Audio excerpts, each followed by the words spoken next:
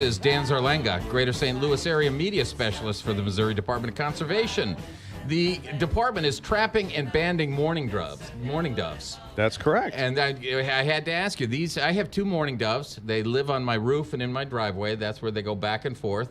And these are the same doves, I guess. Most likely, I haven't seen the doves, but that you're talking about firsthand, but they're most likely the same ones. The mourning doves are extremely common in backyards, suburbia. Right. You see them all the time, a lot of city parks and things like that. And then they can be found in grain fields in the country. They're just a very common bird. I noted that it didn't seem that the ones in my backyard were all that bright. They don't seem to want to get out of the way when I pull into the driveway. And you kind of say, maybe they're like cats. They're just put out by the human inconvenience of it all. That could be. We're sort of doing research on the doves, and I think phase 2 is to give them IQ tests to sort of get an idea of where they stand there. They sound beautiful, though, in the morning. They do, yes, they do. And the mourning dove's got this really plaintive, and by the way, it's spelled mourning as in someone being sad for somebody's death, because it's a very mournful kind of a call, and it's kind of a coo, but it's even more mournful and sad than that. But it's really pretty, actually. Yeah. And people hear it all the time, and once they hear it, they'll know. Oh, absolutely. And I know these two. They've been back there forever. Mm-hmm. What's the purpose of banding, and how do you go about that? Well, so we do actually have a dove hunting season because they're reasonably common birds, and that starts in September. September 1st is a big opener for that.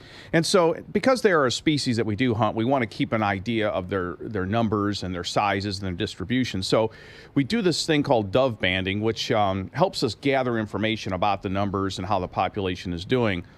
And basically the way that works, and we do it in a couple areas here in North St. Louis County, Columbia Bottom Conservation Area and Bell Fountain Conservation Area, because Columbia Bottom is one of our big hot dove spots for hunting.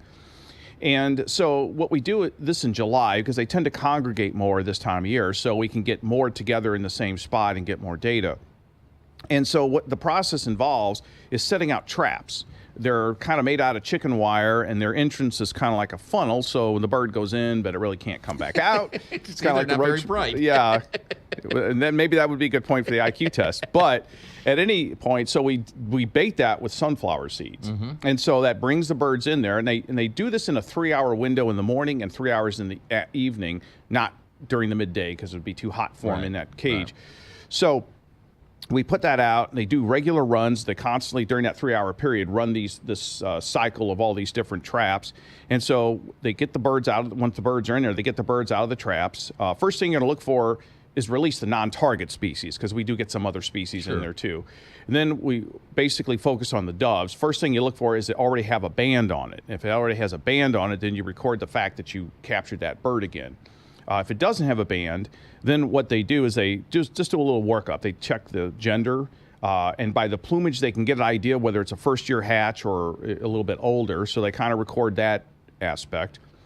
And then just overall health of the bird, does it look okay and everything. And then so they put this little metal band on it. It's kind of like a bracelet, and the band's got a number, a unique number, and of course they record that number. So then they release the bird. And then when you do that multiple years in a row, a lot of times you'll get recaptures, so you'll know, okay, this is the same bird we already captured. Or you get, the fact that you get new birds, and then you can there's formulas out there that based on how many birds they capture and what kind of formula, they can get an idea of how big the population is. Now, when they are hunted, are the hunters responsible for reporting in, I shot one with a band on it, and I'm letting you know where I shot it and when I shot it? Exactly. They do that. So the band gives us a couple of ways of getting information. First of all, if we retrap the bird, then we know, hey, we trapped this bird 2 years ago or whatever. Or if they trap it somewhere else, then they know that bird is now moved to that new area. And then the same goes for the hunters. If the hunters get a bird that does have a band on it, then they are required to let us know that. And then that lets us know, okay, that bird was harvested at this particular location at this particular date. So that gives us data too. Right. What are you trying to determine at the end of the day? Well, we want to try to determine how the dove population is doing. And then if we get an idea of how healthy it is and how big it is and how it's distributed, then helps us inform us on setting the regulations for dove hunting. Obviously, if we have a lot of doves and the population is doing great, we can have more liberal bag limit or something like that. If we find that, they appear to be kind of shrinking, the populations aren't maybe as good, then we might have to be a little more restrictive on the hunting so that the population can bounce back. So that's one of the big reasons, because all of our hunting regulations and all that are all science-based, based on scientific analysis of populations and how much we think we can harvest and still maintain a healthy population. And then the other thing is it might give us some insights on how the birds move. Right. Are there other birds that you do this banding with? Yeah, there are a lot of birds that they do that with, and it's a very common. Well, not everything, but it's a common thing with like songbirds and warblers. They'll a lot of times will do especially in the springtime when you got the migrations. They'll do what's called mist netting, which is a very thin net that they will capture a lot of birds in, typically warbler type birds, and then they can band those and kind of keep track of those as well.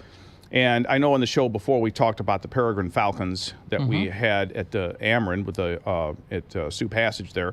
I'm sorry, at Sioux Energy Plant. And so they banned the raptors too, and that also gives them some ideas of how the birds travel and where they go. And you have an audio link that they can hear for those that have not pinpointed the exact sound of the mourning dove. Sure. They can actually go to our website, which is mdc.mo.gov,